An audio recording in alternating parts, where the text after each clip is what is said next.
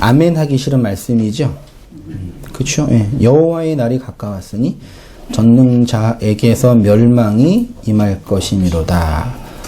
하나님께서 바벨론을 멸망시키려고 군대를 모으시는 장면, 전쟁이 일어나는 그 시작 직전에 관한 말씀을 아모스의 아들 이사야가 어디에 대해서요?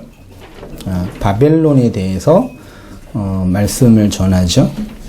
오늘 이사야 22번째 시간으로요. 제목을 무너졌도다 큰 성 바벨론이요. 여기 바벨론은 어떤 성이겠어요? 큰 성이죠.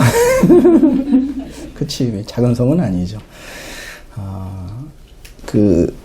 이사야 1장부터 12장까지는 소위 말해 언약 백성, 언약을 받은 이스라엘, 예루살렘, 성전 중심의 예루살렘을 향한 예언의 말씀이라고 했습니다. 그런데 13장부터 23장까지는 이제 이스라엘의 열방, 주변국으로 이제 예언의 말씀이 확장되어 퍼져나가는 장면이고, 그 말씀은 거의 대부분 경고와 진노에 관한 말씀이죠. 북이스라엘은 누구한테 멸망당했죠? 아시리아에 의해서 기원전 722년경에 멸망을 당하고, 아수르의 그 혼혈 정책이라 그럴까요? 사람들 흩어서 자기 땅으로 데리고 오고, 자기 땅에 있는 사람을 그 나라로 보내서 완전히 이제 그 단일 민족성을 파괴했죠. 그리고 그렇게 버티다가 남유다는 586년경쯤에 기원전 아수르 이후에 신흥 강대국으로 이제 서 있는 바벨론에 의해서 이제 무참하게 멸망을 당하여 언약 백성이 끌려가 역사서의 마지막 역대하, 물론 이제 에스라 느헤미야도 있지만 역대하 마지막에 어떻게 끝나는지 아세요? 열왕기 하죠. 이스라엘 백성이 바벨론에 뭐가 됐다? 포로가 됐다. 그리고 이스라엘의 역사가 끝나게 되는 거죠. 지금 이 13장 1절 이하는 누구를 향한 말씀이라고요? 바벨론을 향한 말씀이죠. 누가요? 이사야가 당대 사역할 때 이스라엘 백성을 정치적으로 군사적으로 공격했던 나라는 바벨론이 아니라 아수르예요. 근데 이사야는 물론 이제 나중에 아수르도 얘기를 해요. 14장에는. 근데 바벨론을 맨 처음 둔 이유가 있을 거 아니에요. 실제로 지금 자신들을 공격하는 나라는 아수르거든요. 그럼 아수르 니네 멸망할 거야 그래야 되는데, 아수르는 다음에 얘기하고 바벨론을 먼저 얘기해요. 왜 그럴까요? 그게 되게 중요해요. 왜냐하면 성경 전체에서 바벨론은 이사야 당대, 그때 기원전 500년경에 고대근동 지역을 점령했던 강대국 이전에 성경 역사에서 하나님 나라를 대적하고 거역하고 반대하는 세상 왕국의 대표로 누구를 쓴다고요? 바벨론이라는 나라를 쓰는 거예요. 그래서 계시록에 가면 바벨론이 어떻게 돼요? 무너지게 되므로, 바벨론이 무너져서 뭐가 세워지는 거예요? 하나님의 나라가 신천지, 새하늘과 새 땅에 그러니까 새하늘과 새 땅에 세워진다는 얘기는 이 땅에 무슨 왕국이요? 바벨론이라는 왕국이 무너지는 거죠. 바벨론의 왕국이 무너지는 건 하나님의 나라가 세워지는 거고, 천국이 이루어지는 거고, 천국이 이루어지는 거는 바벨론이라는 나라가 무너지는 거죠. 이거는 이 논리는 알겠죠? 그러니까 얼마나 이 성경이 그 시대적인 상황도 있지만 성경 전체 구원받은 교회를 향한 그 상징적, 비유적 메시지이겠어요. 그렇죠? 그러니까 이거를 역사적으로 보면 말이 안 맞죠. 그래서 후대 이제 자유신학자들은 요거는 나중에 그 후대가 첨가한 거다. 왜냐? 이사야는 아수르 시대 때 사역했던 선지자인데, 바벨론을 먼저 뜬 거는 나중에 첨가한 거다. 이런 식의 이제 논리도 하는데, 시간적으로 보니까 그게 중요한 게 아니에요. 어떤 메시지를 전하기 위한 상징과 메타포란 얘기입니다. 뭐가요? 바벨론이요.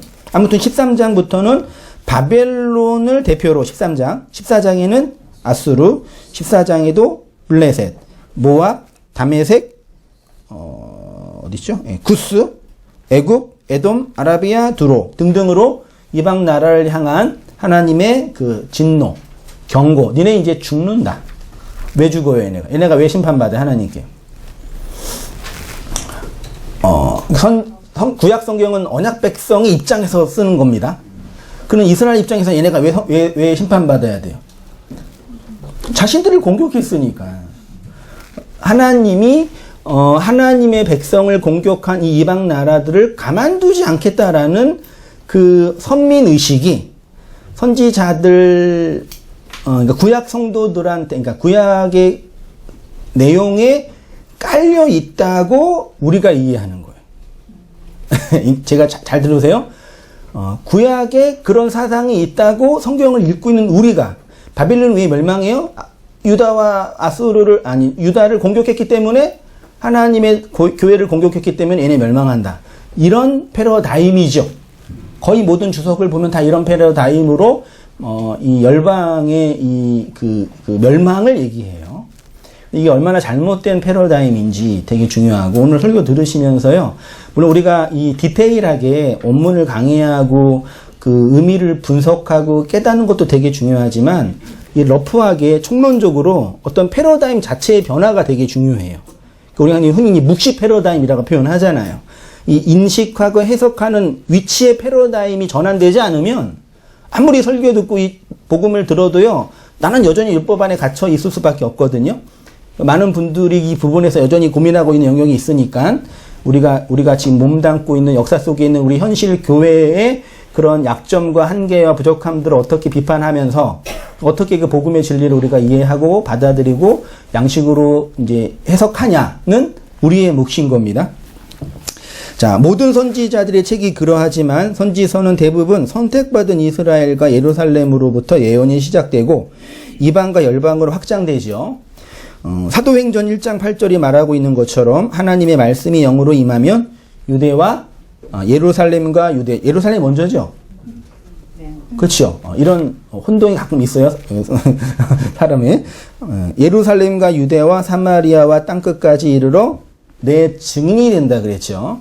그러니까 복음이 떨어지면 이 중심부터 확장해 가죠. 단순히 요거를 유대와 예루살렘과 사마리아와 땅끝을 시간과 공간적으로만 보지 마시고 대부분 다 시간과 공간, 물리적 공간으로 보죠. 그렇게만 보지 마시고 요것들을 내용으로 한번 보자. 한 개인의 존재에 그리스도의 복음이 선포되면 나타나는 현상 중에 하나가 예루살렘과 유다와 사마리아와 땅끝까지 이르러 복음이 증거되는 거죠. 왜냐하면 한 사람이 온 우주이고 온 우주가 한 사람이죠. 맞나요? 한 사람이 온 우주예요? 네, 그래요? 온 우주가 한 사람이에요? 그러면 온 우주한테 복음을 전하려면 누구한테 복음을 전하면 돼요? 한 사람에게. 그렇죠? 한 사람에게 복음을 전하는 거는 누구한테 전하는 거예요? 온 세상에게. 맞나요? 그러니까 교회는 클 필요가 있어요, 없어요? 아니, 진짜예요. 교회는 굳이 클 필요 없어요. 제가 목회를 성공하려면 뭘 하면 돼요? 한 사람에게만 복음을 잘 전하면 돼요. 논리적으로. 그러니까 뭐 크고 작고는 그 다음 문제고, 저도 개척 처음 할 때 제가 이걸 이미 깨달았단 말이에요. 처음 개척할 때. 그치. 교회를 크게 하고, 뭐, 사람들한테, 많은 사람한테 영적으로 조지 윗필드처럼, 존 웨슬리처럼, 많은 사람에게 복음을 전해도 좋지만, 그러니까 단 한 사람에게 복음을 전하다가 죽어도, 그건 성공한 목회지. 아멘. 그러고 개척을 시작했어요. 기특하죠? 실제로 그 과학자들이 분석한 바로는 세포 이렇게 분석할 때 그 세포랑 우주의 모양이 똑같대요. 세포를 계속 이렇게 몇 배씩 막 확대해서 볼 때랑 우주의 모양이 똑같다 그러더라고요, 실제로요. 그러니까 세포가 우주고 우주가 세포죠. 그래서 우리가 한 사람에게 그리스도의 복음을 전하면 온 우주에게 그리스도의 복음을 전하는 것이고, 온 우주에게 복음을 전한다는 것은 한 사람에게 그리스도의 복음을 전한다는 거죠. 그리고 한 사람에게 일어나는 모든 일이 온 우주에 일어나는 일이고 온 세상에서 일어나는 모든 일은 한 사람에게 일어나는 일이에요. 그러니까 한 사람의 인생이 그 인생으로 잘 산다는 얘기는 온 세상을 살아내는 거예요. 그러니까 한 사람의 인생이 이렇게 만만한 게 아니란 말이에요. 온 우주의 그 존재의 무게를 살아내는 거라니까요. 인간만. 근데 이제 잠깐 우리 현실적인 이 문제에 대한 좀 비판을 하면서 들어가 보겠습니다. 현대 개신교 주류 신학을 신학적으로 복음주의라고 합니다. 여러 교단과 교파가 있죠. 성결교, 장로교, 오순절교, 뭐 등등등 있죠. 감리교. 다 신학적으로 약간 성경을 해석하는 측면과 예전을 집행하는 측면이 달라요. 근데 이 다양한 교단과 교파가 뭘로 통합되어 있어요?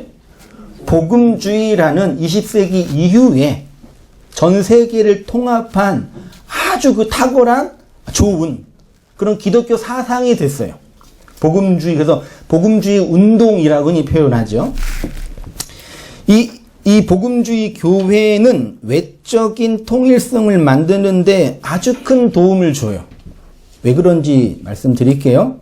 잘 생각해 보시면 신학과 예전이 다른 다양한 교단들이 어떻게 복음주의라는 종교적 신념으로 하나의 통일성을 이룰 수 있을까? 외적으로.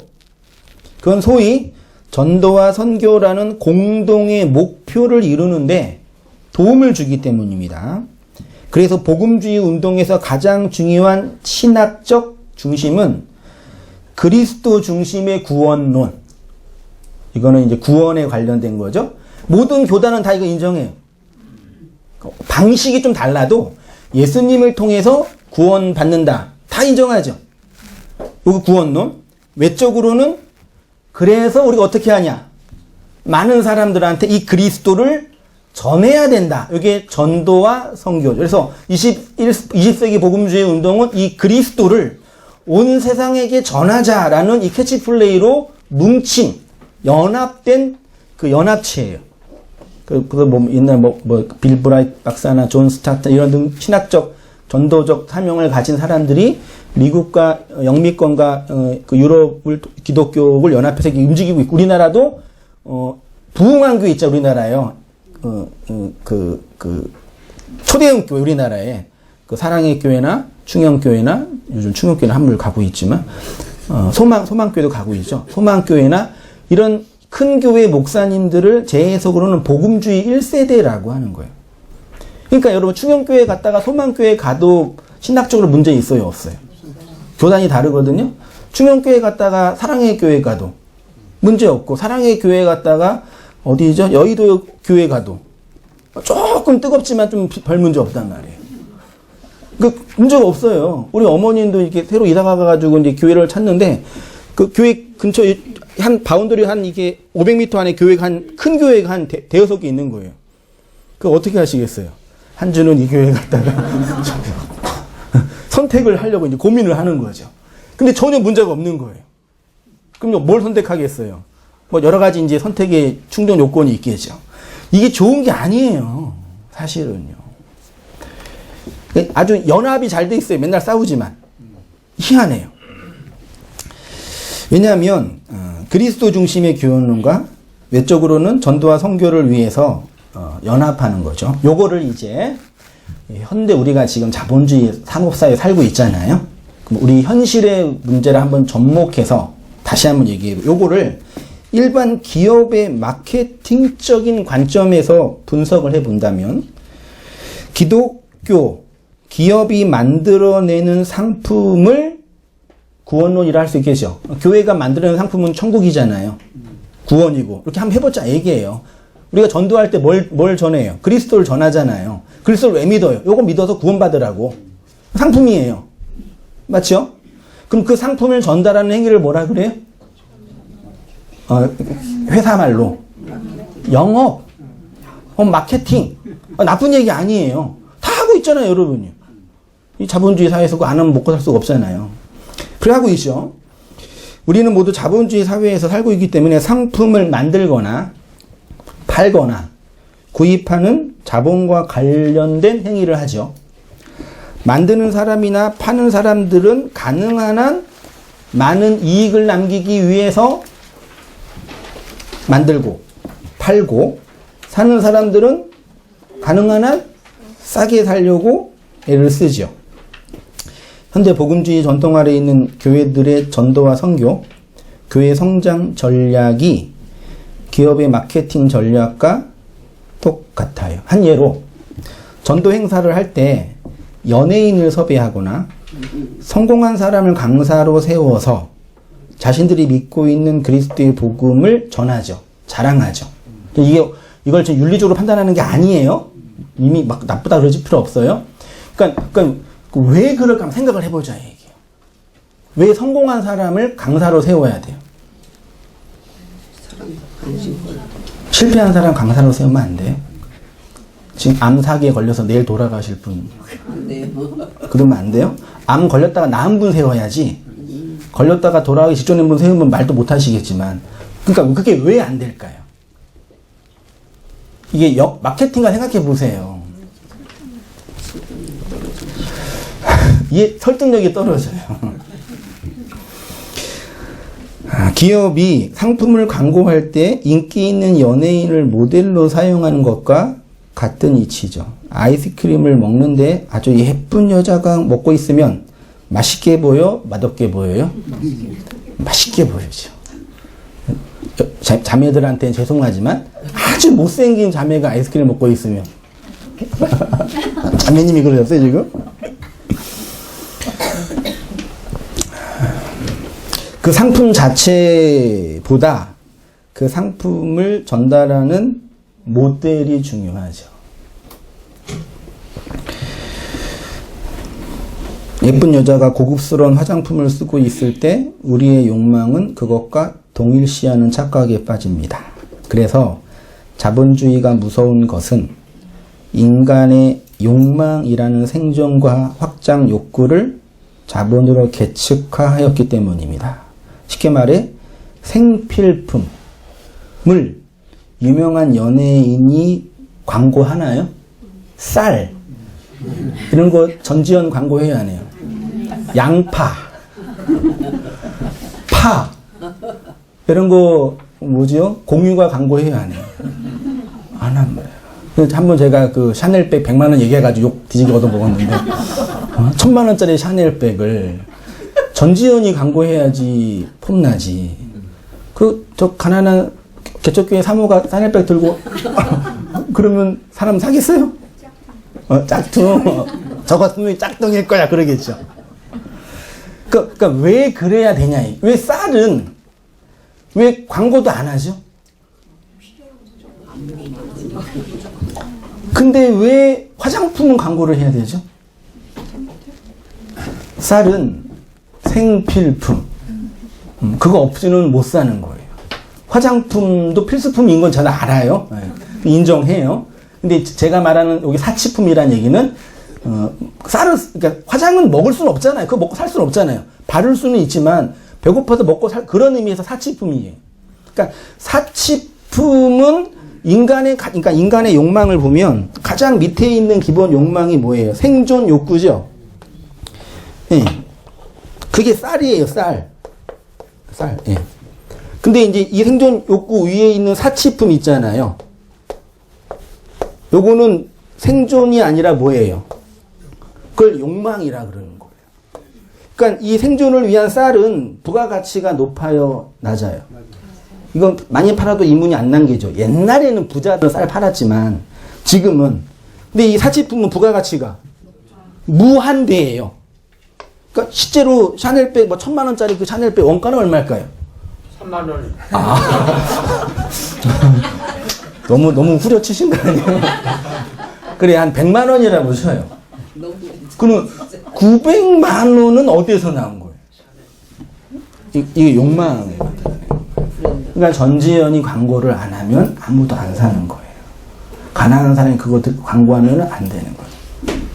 이해되시죠? 제가 이 얘기를 왜 하는지 아시겠어요?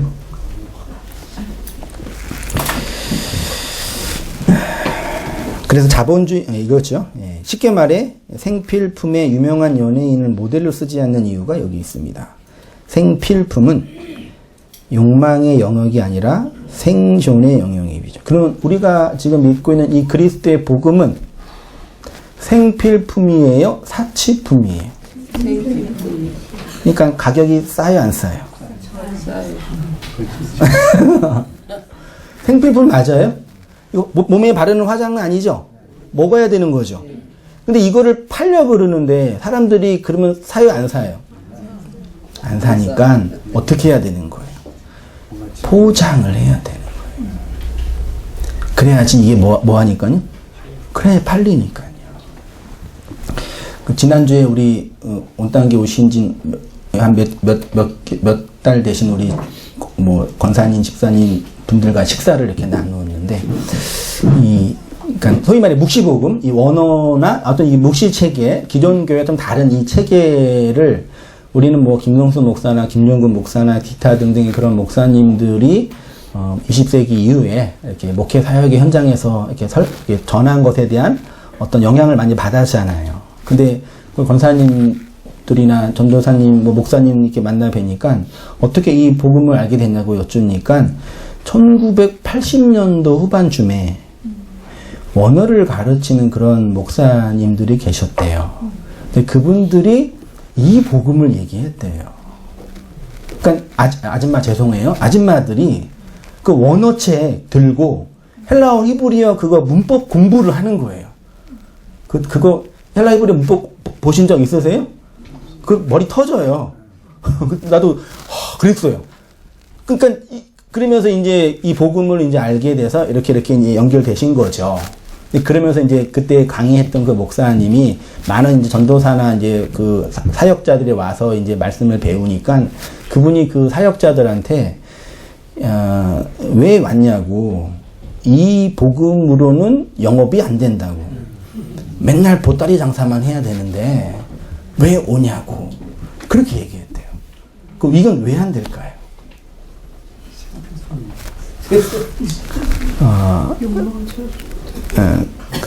제가 처음 개척할 때는 저는 이걸 이미 알았어요. 그래도 개척을 했어요. 왜냐면 저는 어떤 면 신념을 따라 살아가는 사람이니까. 근데 누구는 몰랐어요? 저 옆에 있는 사람. 모르지. 그냥 남편이 개척한다, 나 자신 있어 그러고 막 하고 돈 꼬라박고 막 하니까 막 그렇게 하는 거예요. 그렇게 하다가 아니라 다를까 하나님께서 아주 강력하게 역사하셔서 완전히 이게 온 집안을 이렇게 뒤집어 놓으신 거죠. 그런 구질구질한 얘기 하는 거 별로 안 좋아하지만 그렇게 하고 이제 우리 집사람이 이 복음의 실체를 직면한 거예요. 제가 전하는 얘기는 얘기지만 그걸 본인이 직면한 거예요. 누가요? 사모가. 사모는 되게 독특한 위치인 거 아시죠? 사역자이면서도 평신도이고, 평신도이면서 사역자고, 아주 한국교회도 되게 특이한 직종이에요. 그래서 상처를 많이 받아요, 이 직종 때문에. 진짜 웃을 얘기가 아니에요. 이게 없어요, 이게 되게. 근데 이 사모님이 그걸 깨닫고 나서 진리를 알게 된 거죠. 근데 평신도면 상관이 없지. 그냥 이렇게 하다가. 근데 누구예요? 사모. 남편은 목사. 개척은 다 열어놨어. 사람은 아무도 없었어. 1년 동안 아무도 없었어요. 그냥 우리끼리 이렇게 찬양하고 예배하고 그랬어요, 가족끼리. 그러니까 그 집안은 이게 다 이렇게 뒤집어지고. 그런 상태에서 이제 어떤 복음은 알았잖아요. 그럼 어떻게 하겠어요? 여보, 우리 열심히 기도해서 이 진리의 교회를 잘 세워서 하나님의 나라를 확장하자. 그랬겠어요? 루터 아내처럼? 루터 아내는 좀 특이한 여자 같아. 안 그러고, 우리 그만해야 할 것 같다. 왜 그랬냐? 왜 그랬겠어요? 말씀을 알고 진리를 아니까 분명히 들어온 게 뭐예요? 이 진리 체계로는 사람이 오지 않을 거다. 오더라도 돈은 안 낼 거다. 왜요? 헌금이라 그럴게요. 헌금은 안 낼 거다. 많이 온들 무슨 의미가 있냐? 그리고 어차피 안 될 건데 이미 확 밀려 받은 거예요, 이렇게요. 그러니까 제 바지 끄랭이 잡고 그만해라. 당신 아직 젊고 건강한데 다른 일 하면서 우리 살 길을 한번 모색해 보자. 그랬단 말이에요. 제가 뭐라 그랬겠어요? 네? 이 사탄의 여자 그렇게 했어요? 마귀 그렇게 했어요? 뭐 할 말이 있나? 맞는 말인데. 그러니까 이 패러다임의 차이가 왜 있냐면 생각해 보시란 얘기예요. 그러니까 우리가 근본적으로 어떤 패러다임의 이 전환이 없이는 이 복음을 들어도 삶 속에서 이렇게 받아들이지 못한다니까요. 그래서 기껏해야 이 지식과 삶을 분리해 놓고 아는 건 아는 거고 내 인생은 뭐 저주받은 인생이니까 살아내는 거고 이렇게 이제 해석해낸단 말이죠. 현대 복음주의가 그리스도의 복음을 어떻게 만들었냐면 사치품으로 만들었습니다. 자신들의 생존을 위해서 먹어야 할 쌀과 같은 생필품이 아니라 더 화려하고 멋있게 나를 치장할 수 있는 사치품으로 이해하고 있다라는 거죠. 생필품은 유명한 연예인이 광고하지 않아도 인간의 욕망으로 포장지를 포장하지 않아도 생존을 위해 배고픔 때문에 먹을 수밖에 없는 거죠. 그러나 사치품은 그 물건에 반드시 욕망이라는 포장지로 포장을 해야지만 사죠. 그래서 마케팅과 광고라는 물건을 파는 영업 전략이 나오는 거죠. 그래서 전도 행사나 교회 부흥회를 할 때 반드시 누구를 해요? 성공한 사람을. 영업 잘하는 분은 트레이닝 입고 영업해요. 아주 깔끔하고 비싼 수트 입고 영업해요. 네. 진짜 영업 잘하시는 분은 죄송해요. 아주 그 똥차 몰고 와요. 아주 고급스러운 외제차 몰고 와요. 집이 가난해도 영업을 위해서 투자를 해요. 왜요? 내가 파는 물건이 날 이렇게 만들어주고 있어. 너도 이렇게 할 수 있어. 요거 하는 거. 이게 나쁘다는 얘기가 아니라요. 이해되시죠? 왜냐하면 부가가치를 높이려면 욕망을 끌어당길 수밖에 없다니까요. 쌀을 파는데 수트 입고 와서 쌀 팔면 돼요? 질문이 이렇게 와야죠? 이해되시나요? 그러니까 현대교회가 뭐가 있는지 아시겠어요? 왜 복음을 변개시키고 있는지 아시겠냐고요. 복음주의가 그리스도의 복음을 사치품으로 만들었다고 하는 이유가 여기에 있습니다. 두 가지 측면에서 그러한데, 첫째는 그리스도의 복음을 전하는 전도 행위를 보면 그러하고 영업을 하는 거죠. 두 번째는 자신들이 그리스도의 복음을 만들고 있는 스스로 자신이 복음의 주체, 이 구원이라는 상품을 누가 만드는 거예요? 교회가, 목사가 만든다고 스스로 생각하는 거예요. 아주 큰일 난 거예요. 이렇게 그리스도의 생명의 양식을 자신의 존재의 주체성과 자율성을 치장하는 사치품으로 만드는 자들을 성경에 누가 그런다고요? 그걸 바벨론이라 그래요. 이 바벨론이라는 단어가 발랄이라는 단어에서 왔는데 혼합하다 섞다예요. 뭘 혼합해요? 언어. 아니 쌀이 있는데 그걸 뭘로 혼합 이렇게 섞었어요? 말로 섞었잖아요. 그 영업을 잘하는 분은 말을 잘해야 돼요? 못해야 돼요? 예? 말을 못하면 물건 못 팔아요. 왜? 말로 이게 포장을 해야 되니까요. 이게 진실이든 거짓이든 간에 어쨌든 그렇게 해서 물건을 살 때 기분 좋게 사게 만들잖아요. 그걸 똑같이 누가 하고 있다고요? 복음주의라고 하는 교회들이 그렇게 하고 있단 말이에요. 화나죠? 그래서 창세기부터 계시록까지 줄기차게 나오는 하나님 나라를 대적하는 세상 왕국의 메타포로 바벨론이 항상 있는 거예요. 근데 그 바벨론은 언제 무너져요? 계시록에 가면 무너져요.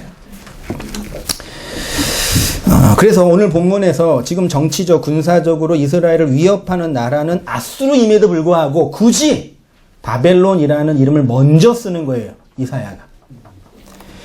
창세기부터 계시록까지 하나님 나라를 대적하는 세력을 바벨론이라고 합니다. 이 바벨론의 특징이 뭐냐? 그리스도의 말씀을 양식으로 먹지 않고 자신들의 욕망을 치장하는 도구로 만드는 거죠. 그래서 계시록에서는 이 바벨론의 세상은 뭐 하는 사람들이라면 장사를 잘하는 사람들. 계시록 18장 2절, 12절 각주 3번이죠. 같이 한번 읽어보겠습니다. 시작. 그 상품은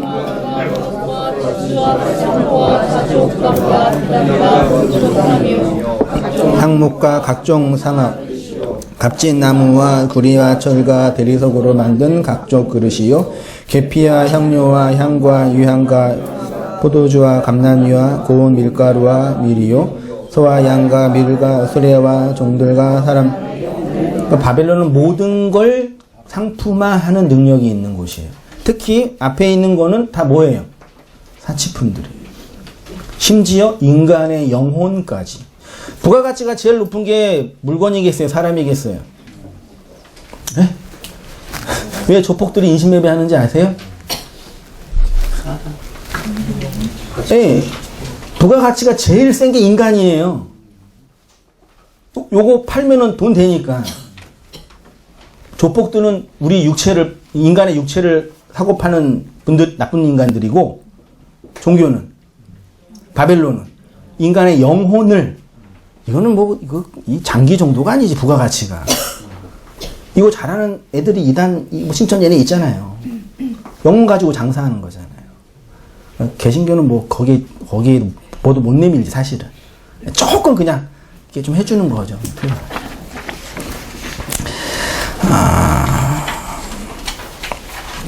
선악과 먹은 인간은 그리스도의 말씀이 내 생존의 절대적이라는 자각이 일어나지 않는 이상 그리스도를 양식으로 먹지 못합니다.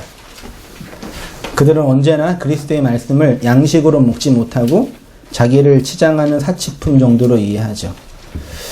그리스도의 복음은 푸토코스한 자들에게 생명의 양식으로 전달되는 것이지, 그렇지 않는 자들에게는 여전히 치장하는 화장품이 되는 게 될 수밖에 없죠. 그래서 바울은 교회를 향해서 이렇게 권면합니다. 같이 읽어보겠습니다. 시작.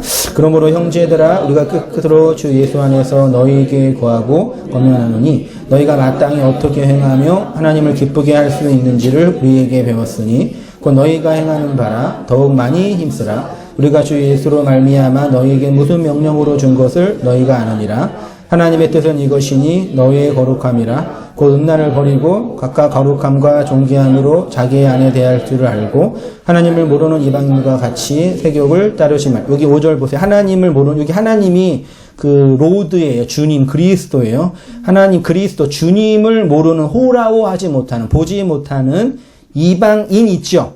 요 이방인이 원어로 에드노스인데 이교도, 이방인도 되지만 보다 근본적으로는 이방적인 거예요. 이방인과 이방적인 건 달라요. 우리는 이방인이에요? 언약 백성이에요?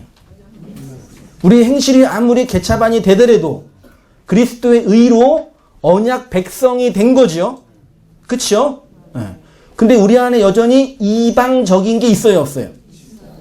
요거를 혼돈하셔서 자신이 언약 백성이 됐는데 이방적인 게 하나도 없다고 생각하는 분들도 계셔요. 그러니까 이방인과 이방적인 걸 이렇게 혼돈하시는 거예요. 우리의 존재는 이미 묵시 안에서 완성된 거죠. 그거는 하나님의 언약이기 때문에 인간의 어떤 걸로 변개할 수 없습니다. 근데 우리 안에는 여전히 이방적인 게, 이교도적인 게, 이게, 물론 많이 있을 때도 조금 있을 수도 있지만, 있단 말이에요. 이건 믿으십니까가 아니야. 그렇죠. 그래서 바울이 구원받은 교회를 향해서 이방인과 같이, 요 세욕이 있죠. 요게 에피뚜미의 욕망이거든요. 그러니까 그 이방인의 욕망과 언약 백성의 욕망은 같아요, 달라요? 아니, 욕망 자체라는 게 같아요, 달라요? 이방인도 술 마시고 싶고, 언약 백성도 술 마시고 싶고, 걸렸다. 그러니까 인간의 그 욕망의 내용은 이방인과 언약 백성이라고, 그러니까 언약 백성이 더 거룩하고, 더 착하고, 더 그렇게 보이죠? 그렇게 보는 사람이 누구예요?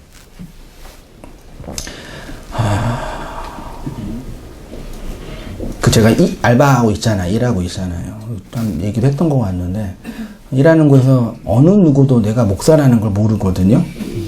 아무도 내가 목사라는 걸 알리지 말라. 그러고 이제 내가 열심히 노동하고 돈 벌고 있는데, 좀 이렇게 그 물건 배송하고 이렇게 하는 데니까, 생필품 이렇게 배송하는 곳이니까 좀 드세잖아요. 그래서 힘들고 이렇게 몸으로 부딪히고 막 하려니까 이렇게 드세고, 또 그러면 드세다 보면 뭐가 나와요?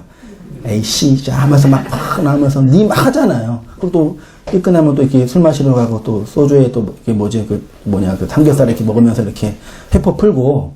내가 목사인지 모르니까 저도 일하다가 승질나면 어떻게 하겠어요? 저는 안 하는데 일할 때는 목살이 일하는 거 아니니까 하다가 이제 나도 모르게 막 나온단 말이에요. 근데 아무도 몰랐으니까 편안하게 욕했겠죠. 아무도 몰랐으니까. 교회 정도는 다니겠거니, 술, 담배 안 하니까. 그 정도는 아는 거 있죠. 근데 이제, 한 분이 그거 안 거예요. 근데 이상하게, 그때부터 나를 대하는 태도가 이게 이상해지는 거예요. 내가 욕하면 날 이상하게 쳐다보고, 채식할 때 맥주 한잔 따르고는 있어야 되잖아요. 분위기상. 그래서 얘가 술 마시려고 내 눈이 이렇게 떠오르는 거예요. 지가 나 목사시켜줬나? 그러니까, 다르다라는 이 도덕적 차이를 세상이 더 잘 안 되니까. 되게 그게 고스란히 교회 안에 있는 거예요. 그러니까 이방인에서 언약 백성이 된 거랑 우리 안에 이방적인 욕망이 이게 내재하는 거랑 이게 구분하셔야 돼요. 똑같아요. 욕망하는 거는. 물론 이 도덕성이나 율법적인 틀 속에서 어떤 교육과 이런 게 있기 때문에 어느 선은 안 넘을 가능성이 더 많이 있겠죠. 좀 더.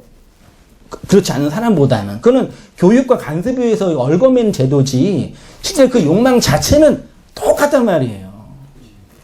그쵸? 요거를 그분들이 더 잘 알아요. 목사는 달라야 된다. 그러면서 이제 욕하지. 뭐 어떤 목사는 술도 마신다, 뭐 욕한다, 돈에 먹었다. 왜? 달라야 되는데 똑같이 하니까. 이방적인 거예요. 이방적인 욕망을 따르지 말라 그런 거예요. 그 이방적인 욕망으로 이루어지는 그 나라를 바벨론이라고 하는 거죠. 5절을 직역하면 그리스도를 보지 못하는 이방적인 것과 같은 욕망 안에 있지 말고, 이 말씀은 단순히 이방인, 이교도들의 욕망을 따르지 말라는 말씀이 아니라 성도 안에 있는 이방적인 욕망을 따르지 말라는 것인데, 이방적인 것의 대표가 뭐라고요? 바벨론입니다. 이 바벨론의 특징이 뭐라 그랬냐면, 하나님의 말씀을 양식으로 먹지 않고 자기 욕망을 확장하는, 그러니까 구약 성경에서 이방적인 건 말씀을 치장하는 거예요. 먹지 않고, 그러니까 도덕성, 윤리성이 아니라 하나님의 말씀을 장사하여 나를 치장한 욕망의 확장의 도구로 만드는 방식을 바울은 이방적인 거라고 표현한 건데, 요걸 우리가 헬라 문명에 갇혀있기 때문에 요거를 그렇게 도덕성과 이 성속의 구분으로 자꾸 갖다 붙이는 거예요. 그러면 이들이 전도와 선교를 한다고 한다면 복음을 자기를 치장하는 화장품으로 전달할 수밖에 없겠죠. 써보고 내 얼굴 예뻐졌잖아요. 이 꽃 너도 한번 써봐. 너 물건 좋아. 이거잖아요. 먹고 진리로 죽으라고 준 그리스도의 양식을 선악과 먹은 마귀적 욕망, 그 자아를 확장하고 치장하기 위한 화장품으로 전달하니까 먹고 써봐, 발라봐. 나 좋아졌던 것처럼 너도. 이게 간증이죠. 간증, 나 진리를 알았는데 나 죽었어. 너도 죽을 거야. 우리는 진리의 전리품이야. 기분 나쁘시죠? 누가 자꾸 목사님 거슬려요. 언제까지 전리품이 돼야. 저한테 그러지 마세요. 기분 안 좋잖아요. 야, 내가 복음을 알았는데 이 복음은 우리를 장악해서 뒤에서 칼로 찌르는 거야. 그렇게 전도 돼요, 안 돼요? 안 되죠. 누가 이렇게 전도를 해요? 그래서 전도가 성공하면은 자기 같은 화장품 잘 사용하는 사람 만드는 거죠. 그러니까 전도는 그리스도라는 화장품을 잘 발라서 피부 좋아진 것을 전하는 것이 아니라 그리스도라는 양식을 먹고 죽어서 살아난 그 죽음의 생명을 자신의 전 존재로 전하는 거예요. 그래서 복음 전도에는 반드시 인생과 삶을 살아내는 과정과 현실이 없이는 불가능해요. 그 제가 인생을 허상이라 하지 않고 가정이라 한 이유가 그것 때문이에요. 그리고 하나님 우리를 구원시키고 나서 절대 금방 안 죽이셔요. 살 만큼 살게, 물론 죽을 수도 있지만 대부분 다 살 만큼 살게 하셔요. 그것을 제 표현으로는 죽음을 살아내는 삶. 바울은 날마다 죽노라 그랬죠. 먹어서 죽어서 살아나는 삶. 그러니까 우리 집사람이 사모가 이 진리를 알고 그렇게 이제 죽어가는 경험 속에서 하나님 말씀이 나를 치장할 수 없는 걸 자각하고 나서 요거 못한다라고 할 때 여러 가지 경험들이 있겠죠. 그 경험들이 나의 죽음을 삶으로 살아나는 경험이죠. 그 얘기 듣고 누가 복음을 교회를 오겠어요? 와요, 안 와요? 안 오죠. 근데 온단 말이에요. 누가? 우리 집사람이 경험했던 그것과 동일한 경험을 하는 분들은. 이해되세요? 그러니까 어떤 의미에서는 그 죽음을 증거하는 그 저주의 삶이 그리스도가 그렇게 우리에게 전해준 복음이잖아요. 그리스도가 우리에게 전해준. 그러면 성도는 자신의 평생을 걸쳐 누구에게 복음을 전하겠습니까? 그리스도의 영이 임하면 땅 끝까지 복음이 증거된다고 했죠. 여기서 말하는 땅 끝은 물리적 개념의 땅 끝이 아니라 우리를 끝까지 사랑하신 그리스도의 사랑, 끝까지 견디는 자는 구원을 받는다. 마지막 하나도 남김없이 지옥, 바벨론에 건네는 자. 그러니까 성령이 임하면 예루살렘과 유다와 사마리아와 땅 끝 있죠. 이 끝이 에스카토스예요. 마지막 하나.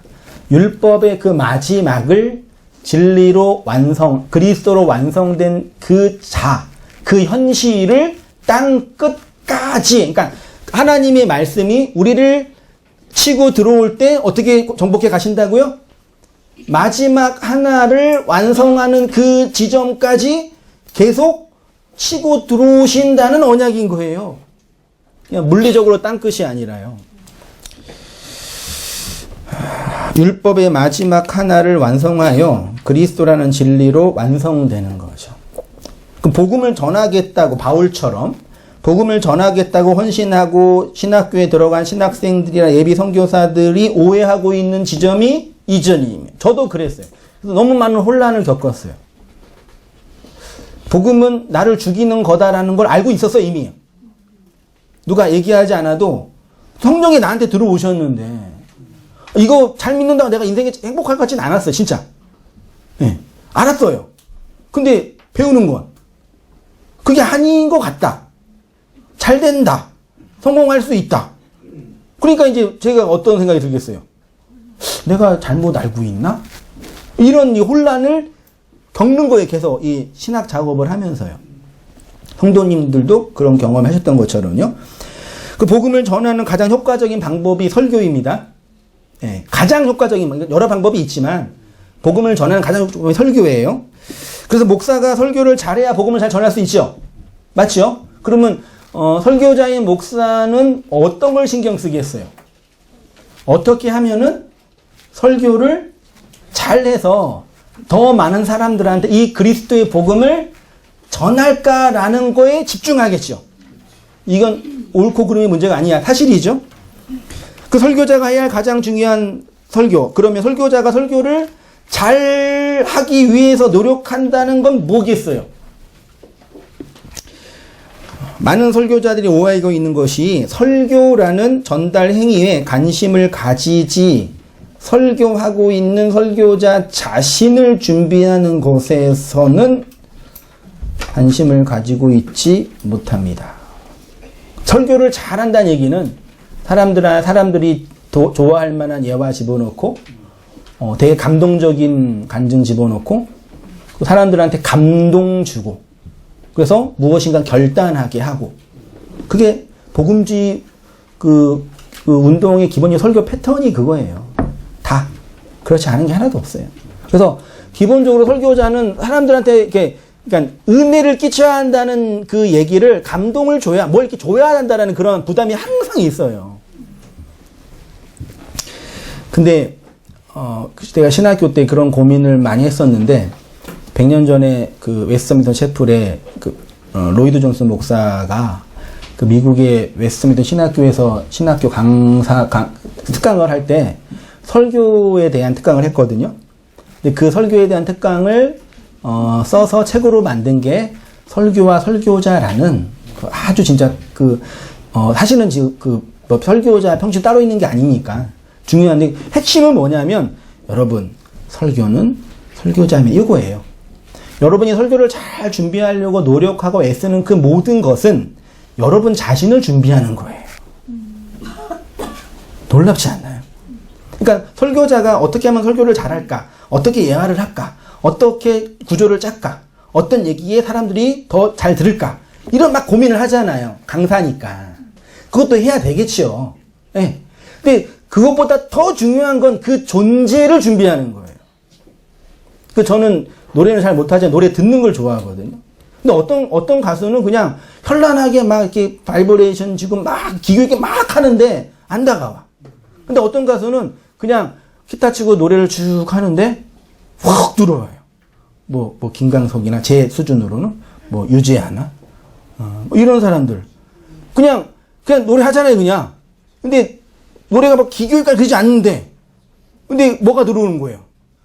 그 존재가 그 인생 속에서 자기가 해석한 그 노래가 은율이라는 가락을 가지고 들어오는 거예요. 그러니까 그 노래를 들을 때 이 노래 가사나 노래의 내용보다 노래를 전하는 그 존재에 대한 인식이 확 들어오는 거예요. 그쵸? 노래하시는 분들. 이게 제일 어려운 거예요. 뭐 성량을 준비하고 뭐 다 준비해야 되지만 그 인생이 그 노래를 전할 수 있는 그 존재가 되는 거예요. 설교자도 사실 어떤 노래하는 자거든요. 찬송하는 자예요. 근데 이제 내 인생 속에서 역사하는 하나님의 그 일하심을 자기 전 존재를 통해서 이렇게 증거하는 거잖아요. 가르치는 자가 아니라. 그래서 야곱이 선생 되지 말라 그랬잖아요. 선생은 누구 지식으로 가르치는 거예요? 자기 지식으로 전하는 거예요. 자기 걸로. 근데 복음은 이게 내 거예요? 나중에 얘기하겠지만요. 이게 내 양식이냐고요. 내가 만들어내서 제조할 수 있는 거냐고요. 쌀은 누가 만들어요? 나 썼나? 농부가 만들어요? 하늘이 만들어요? 요즘에는 농협이 만들더라고요. 농협 쌀 맛있잖아요. 근데 옛날에는 농부가 이 쌀은 내가 만드는 게 아니라 하늘이 만든다라고 생각했잖아요. 왜? 요건 생명이니까요. 그러니까 이 설교는 누가 만든 거예요? 요거 각각 오타도 있는 이 설교 원고 누가 만든 거예요? 제가 어저께 힘들게 했어요. 허리 아픈데 일어났다가 앉았다가 했어요. 제가 한 거지. 제 설교 원고지요. 근데 그리스도의 그 양식은 제 게 아니란 말이에요. 아무리 기교 있게 잘 해도 그 생명이 들어가는 건 하나님이 여셔야 들어가는 거잖아요. 다 알고 있는 얘기잖아요.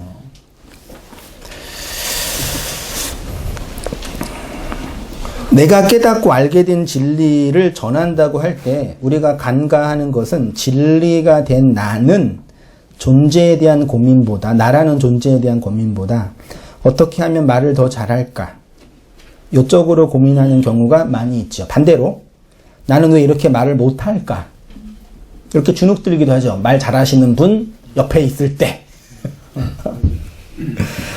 복음은 우리가 사유하거나 치장할 수 있는 사치품이나 화장품이 아니라 내가 먹고 죽는 죽음의 삶을 살아가게 하는 양식인 거예요. 양식이잖아요.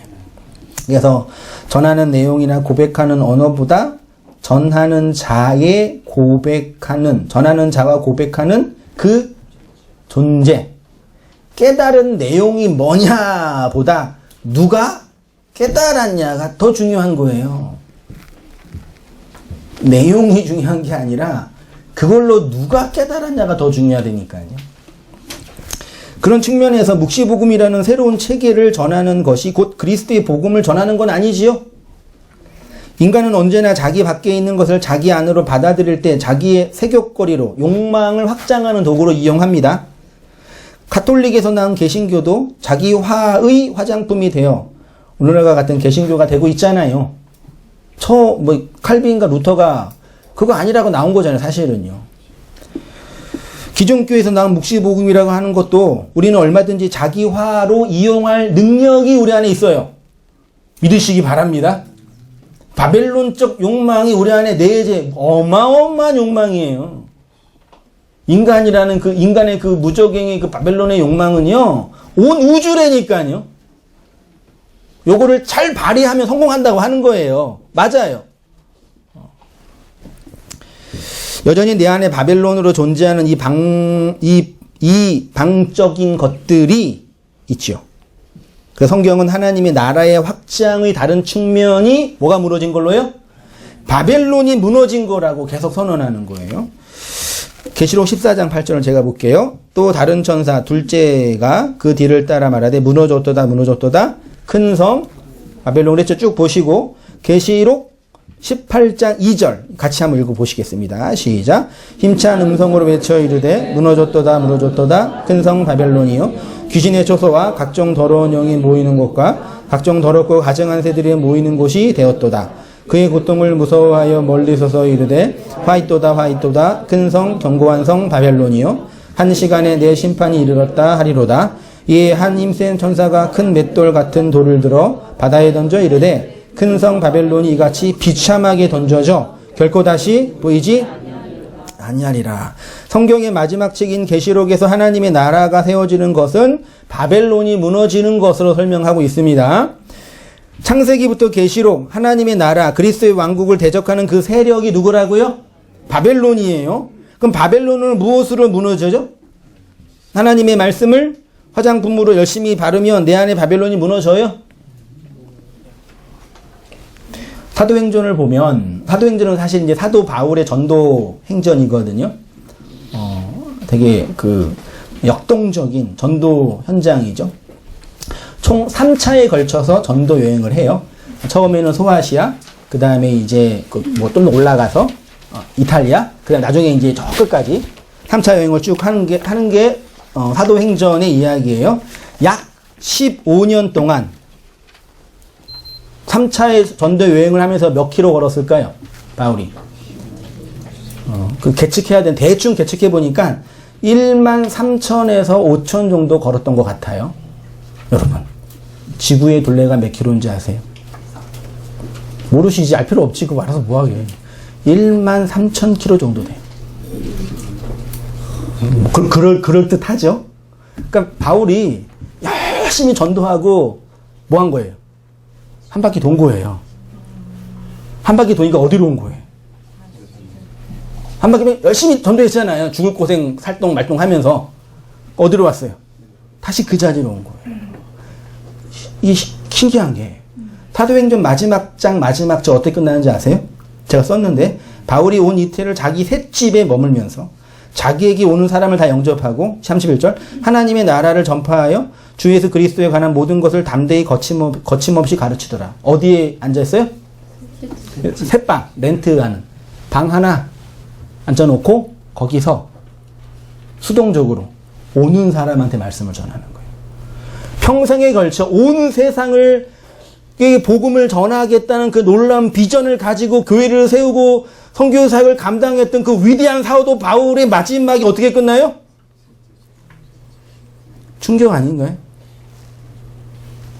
흔히 이제 교회 성장 학파, 교회 성장, 요즘엔 이게 많이 같지만, 교회 성장 학론에서 모델이 누구예요? 바울이에요. 그래서 저도 신학교 때 교회 성장과 교회 개척에 대한 생각과 비전이 있어가지고, 열심히 공부했어요.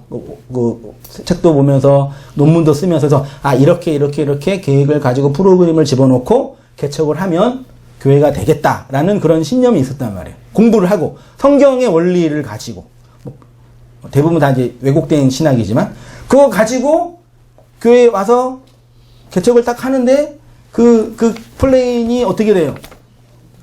플레인대로 돼야 안 돼요? 이건 쓰레기더라. 왜요? 이미 저는 그 사치품으로 이용하는 이 틀 안에 그러니까 신학은 어떤 진리적인 고민이 있는데 이 구조는 여전히 그 구조예요. 여러분 이거 잘 하셔야 돼요. 말씀을 들을 때 우리가 신학적인 어떤 내용 우리 그릇에 담는 거지, 예, 이 구조에 담는 거지 그냥 깨닫는 게 아니에요. 그래서 구조가 준비되어 있지 않으면 아무리 들어도 금방 나가요. 진짜예요. 많이 경험해요. 이 존재와 삶의 이 패러다임 구조, 인식, 이 역사에 대한 전반적인 이 총론적인 구조가 없이 계속 들어도 이해 못 하시는 건 잘 생각해 보세요. 진짜예요. 이 선악 구조나 이 패러다임 구조에 여전히 세상과 나를 보고 있기 때문에 아무리 설교를 들어도 이게 이게 그럴 것 같은데 잘 안 되는 거예요. 나한테는요. 제가 신학교 때 고민해서 개척하는데 개척 현장에서 안 되는 것처럼. 그거 안 돼요. 사도 바울이 교회 개척했어요? 사도 바울이 몇 개 교회 개척했어요? 갈라디아 교회, 고린도 교회 사도 바울이 개척했어요? 우리는 그러는 줄 알아요. 저도 그러는 줄 알았어요. 근데 사도 바울은 교회 개척 안 했어요. 교회 개척은 누가 하신 거예요? 성령님이 오순절날 성령을 떨어뜨려서 많은 사람들을 예수 믿게 만들었어요. 그들이 환난 때문에 당대 그 지역으로 다 고향으로 일하는 저다 다 갔어요. 다 가서 신앙생활을 하는데 말씀이 없잖아요. 구약 성경만 있으니까. 그게 어떻게 해요? 사도 바울이 신약적 사상을 가지고 여행을 하면서 그들을 하나하나 가르치면서 교회를 세운 거예요. 그게 개척이에요? 순회 선교사지? 바울은 개척 안 했단 말이에요. 바울이 개척교회 모델링이 될 수가 없어요. 신학은. 바울은 신학의 모델링이라 그런데, 그런 의미에서도 바울이, 난 이제 기독교의 복음을 예수를 통해서 이제 받았던 이 진리를 위대한 신학으로 만드는, 그랬어요? 바울이? 신학적 비전이 있었어요? 없었어요? 아니, 그렇게 있었던 사람이 왜 맨날 마지막에 이렇게 새방에 들어가서 혼자 앉아가지고 무당처럼 앉아있다가 사람 오면 말씀처럼 그랬겠어요. 예? 바울은 그런 내적인 비전은 하나도 없어. 날마다 죽노라. 오늘이라도 빨리 죽어서 주님께 가면 좋겠는데 항상 그러고 살았다니까요. 그리고 뺑뺑 돌고 다 돌아온 데가 어디예요? 자기 그 자리예요. 누구한테 복음 전한 거예요, 그럼? 네? 자기 자신한테. 이게 바울이에요. 이 바울의 새 관점. 이런 구조 속에서 바울을 계속 보면서 바울을 본받으려고 그러고 바울을 그대로 모델을 하면서 교회를 하고 교회를 운영하고 제자 훈련하고 한다 그러니까 말이 되냐고요. 오전에 어떤 집사님이 얘기하면서 우리 한국교회 1세대 복음주의 운동하시면 다 아시죠? 옥하는 목사님이나 하영조 목사님이나 저기 두레교회 하여튼 그런 탁월한 그런 목사님 있잖아요. 하영조 목사님이 아니라 옥하는 목사님이 제자 훈련 그런 이제 소위 성공한 교회잖아요. 근데 그분이 은퇴하고 어느 교회에서 이렇게 말씀 사역자로 갔는데 그러니까 제가 지금 듣진 않고 건너서 들었으니까 저는 사역을 잘 못했습니다. 제자 훈련은 잘못한 겁니다.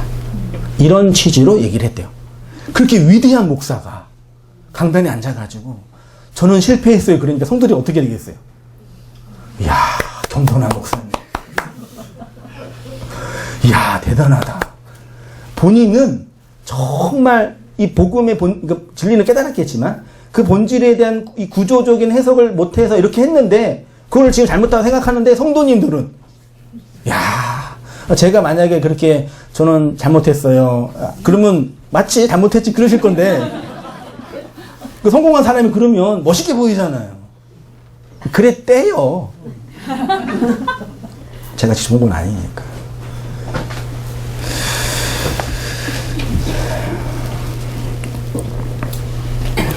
성경 역사, 계시의 역사의 마지막이 어떻게 끝납니까? 구약은 언약 백성이 바벨론의 포로가 되는 것으로 끝나요.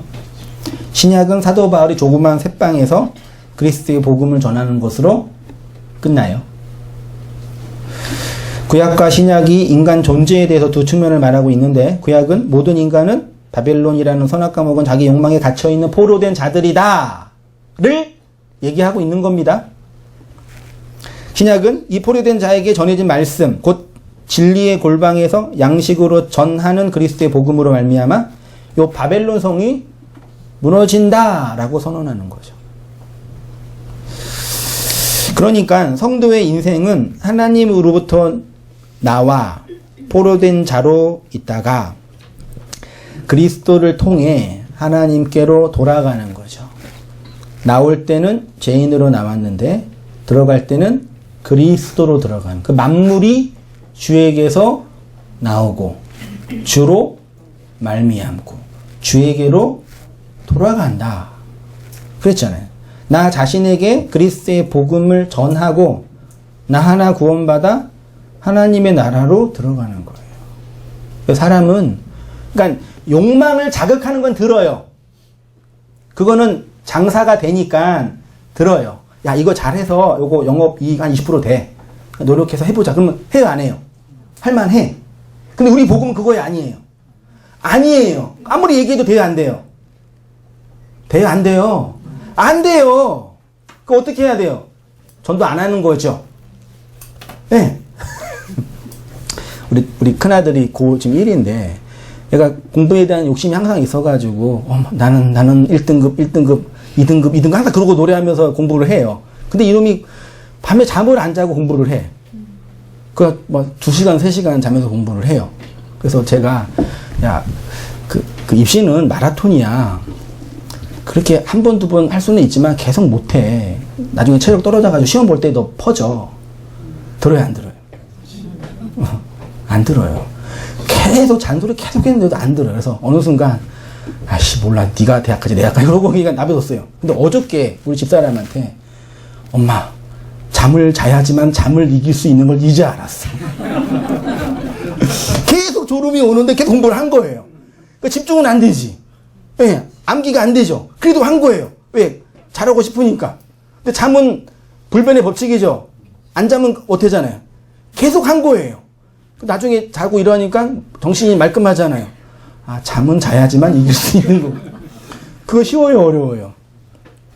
당연한 거잖아요. 그게 뭐 어려워. 근데 걔는, 내 아들은, 그 자기 욕망에 갇혀 있으니까, 그게 안 돼요.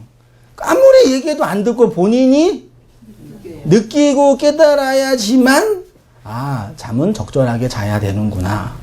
그래도 잠을 자고 적절하게 해도 공부가 안 나왔으면 어쩔 수 없는 거구나. 내 실력이 여기까지, 그걸 알아야 하면 되잖아요. 근데 이게 우리 큰아들만의 문제일까요, 과연? 네? 아무리, 제가 인생, 저도 죄송합니다. 늙어가고는 있지만, 모토가 뭐냐면, 40살 넘으신 분의 인생에 대해서는 왈가불가하지 말자. 훈수 들지 말자. 장기 두는 게 재밌어요? 훈수 드는 게 재밌어요? 훈수가 재밌어요. 네. 근데 본인이 직접 할 때는 안 보여요. 그래서 져야 되고 깨져야 돼요. 그렇죠? 인생도 마찬가지인 것 같아요. 그래서 기다리고, 그러니까 뻔한 건데 어떤 갇혀 있거나 어떤 패러다임의 어떤 변화가 없으니까 계속 그 상태에 놓여 있는 거예요. 진리도 마찬가지라니까요. 그리스도의 말씀도요. 뭐 하다가 복음은 내가 만들어낼 수 있는 상품이 아니고 인간을 치장할 수 있는 화장품도 아닙니다. 그러니까 사람들이 진리를 깨달았다고 하면서 그 진리를 자신이 전쟁에서 취한 전리품이라고 생각하는 교만에 빠지든지 자기가 깨달았대. 네. 좀 자기가 깨달는 건 맞죠. 아니면 자기를 치장하는 화장품 정도로 사용하여 얼굴에 바르면서 예쁘다고 자의하는 것처럼 불쌍한 일이 없는 거죠. 아니, 먹고 죽으라고, 죽어서 살라나라고 양식을 줬는데 그거 가지고 계속 자랑하는 거, 요거 좋은 거 있다? 아, 먹으라니까. 맞잖아요. 그런 측면이 되니까. 그래서 선생은 자기가 갖고 있는 지식을 잘 가르치는 거예요. 가르쳐서 그 가르침의 기회를 통해 내용이 들어오는 가능성이 있는 거죠. 근데 그는 제가 자기 거라고 하잖아요. 그 선생이 될 필요 없는 거예요, 사실은요. 이 세상에서 그리스도의 복음을 대적하는 바벨론은 바로 누구예요? 나예요. 그러니까 여러분 자본주의 사회에 사니까 우리가 돈을 벌려면 고부가가치를 해야 돼요. 그거 뭐 한다고 나쁜 거나 법을 위반하면 나쁜 거지만 그거 뭐 나쁜 거 아니에요? 그러니까 여러분 보세요. 왜 나이키 운동화가 왜 10만 원이 넘어야 되죠? 네? 이름 때문에. 네. 그렇잖아요. 근데 원래 원가로 생각하면은 마진율이 한 100% 될까? 200% 될까? 잘 모르겠지만 높잖아요, 마진율이. 근데 어떤 걸 마진율이 너무 적단 말이에요. 노동자들의 인생이 그런 거잖아요. 그럼 이걸 어떻게 극복하냐는 세상의 원리고 세상의 헤게모니 싸움이란 말이에요. 그래서 정치인들이 이렇게 싸우는 거예요, 거기에서 맨날. 그 정치인들은 그 헤게모니 욕망의 싸움을 하라 거기 있는 거예요. 옛날에는 정치인들을 진짜 칼 두고 죽였어요.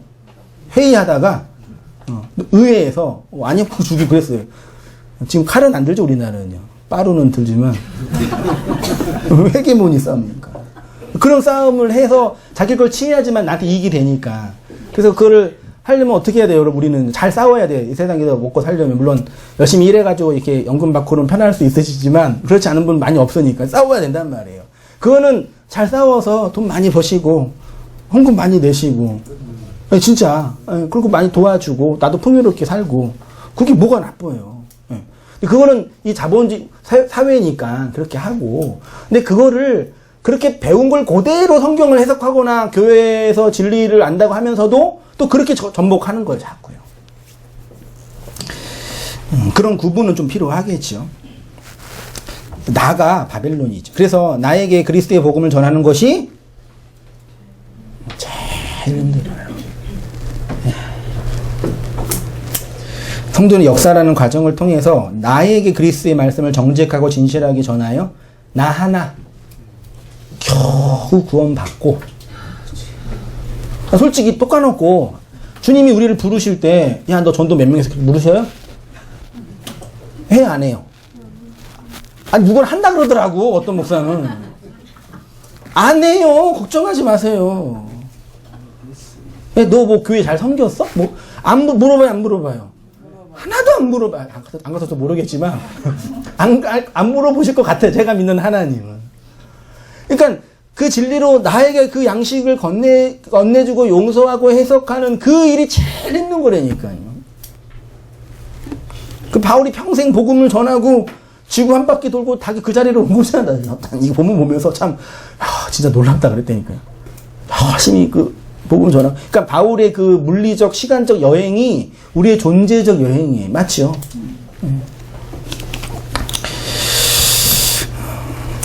제가 지금 하나를 읽어드릴 테니까 어떤 건지 한번 알아보세요. 그 얼마나 오랜 세월을 짙은 어둠에서 서성거렸나. 내 마음을 닫아준 채로 헤매이다 흘러간 시간. 누구 노래예요? 변진섭 씨의 그대에게인가? 너에게로 또 다시. 그죠? 그 얼마나 노래 못 부려요. 오랜 시간을. 이거 읽어볼게요. 보세요. 들어보세요. 이게 노래를 잘 불러야 좀 뽀대가 나는데 집에 가서 한번 이렇게 들어보시고 노래 한번 불러보세요. 야유회 때 불러볼까? 그 얼마나 오랜 시간을 짙은 어둠에서 서성거렸나. 내 마음을 닫아둔 채로 흘러간 시간. 잊고 싶었던 모든 일들은 때론 잊은 듯이 생각됐지만 거기에 저어도 떠오르는 건 나를 보던 젖은 그 얼굴. 누구의 얼굴이에요? 하나님의 얼굴이에요. 맞잖아요. 아무 말 없이 떠나버려도 때로는 모진 말로 멍들며 울어도 내 깊은 방황을 변함없이 따뜻한 눈으로 지켜보던 그분. 맞잖아. 놀랍지 않나요? 또다시 돌아오기까지가 왜 이리 힘들었을까? 소름 돋아. 이제 나는 알았어. 내가 죽는 날까지, 세상 끝날까지 널 떠날 수 없다는. 진짜 복음이네. 요거의 성경 버전이 누가복음 15장에 돌아온 탕자 버전이에요. 변진섭 씨가 진리를 안 하는지는 모르겠지만 그러니까 똑같아요. 한번 제가 이거 어떻게 하라니 금요일 날 성경 공부 끝나고 집에 가서 이제 좀 피곤해가지고 잠은 안 오고 이렇게 멍하니 있다가 이렇게 유튜브에 노래를 듣는데 이 노래가 있더라고요. 들어보니까 하나님이 나한테 주신 말씀이 맞아. 저도 고등학교 들었던 노래인데 그때는 잘 몰랐는데 지금 이게 들려요. 이게 놀랍더라고요. 바울은 이걸 신학적으로 만물이 주에게서 나오고 주로 말미암고 주에게로 돌아간다 그랬잖아요. 그러니까 세상 사람도 자기의 인생이 뭔지를 알고 있는 거죠. 그리스도를 통해서 알지 못하니까 비스무리하게 알고 있는 거죠. 깊은 방황 속에서 어둠 속에서 방황할지라도 따뜻한 눈으로 지켜보고 계시는 우리 아버님이 계십니다. 아버지가 계십니다. 인생이라는 그 나그네 여정을 통해 하나님께로 돌아오는 아들이 되는 거죠. 그래요. 이거 아니었네. 그래서 성도는 역사라는 과정을 통해 나에게 그리스도의 말씀을 정직하고 진실하게 전하여 나 하나 구원받고 하나님께로 함몰되는 거죠. 그게 진리의 전리품이란 뜻이죠. 인생이라는 그 나그네 여정을 통해 하나님께로 돌아가는 아들이 되는 겁니다. 그래서 성도는 오랜 시간을 어둠에서 방황할 수도 있고 마음을 닫아둔 채로 헤매일 수도 있지만 분명한 것은 죽는 그날까지 땅끝까지 마지막 하나까지 하나로 그리스도를 떠날 수 없음을 나를 치고 들어오는 그리스도의 말씀 안에서 승복하고 깨닫게 되는 것이지요. 이 은혜 안에서 살아가는 우리 모든 성도님 되시기를 축원드립니다. 기도할게요. 하나님 아버지, 하나님 나라를 대적하는 바벨론의 왕국의 계명성이었던 우리에게 찾아오셔서 그 높은 자리에 있던 우리를 치셔서 주님 아래로 복속시키시고 그리스도를 통해 하나님의 나라로 지어져 가게 인도하시고 붙잡아 주시니 감사합니다. 우리 인생의 과정 속에서 방황할 수도 있고 마음의 문을 닫은 채로 유리하고 곤고해 절망할 때도 있지만 바울이 자신의 인생을 통해 땅 끝까지 복음을 전하였던 것처럼 그 말씀이 우리에게로 들어와 우리를 하나님의 나라로 하나님의 교회로 천국으로 완성하실 그 믿음 가지고 살아가는 우리 인생과 삶이 다 되어지도록 인도하여 주시옵소서. 감사드리며 예수님의 이름으로 기도합니다. 아멘.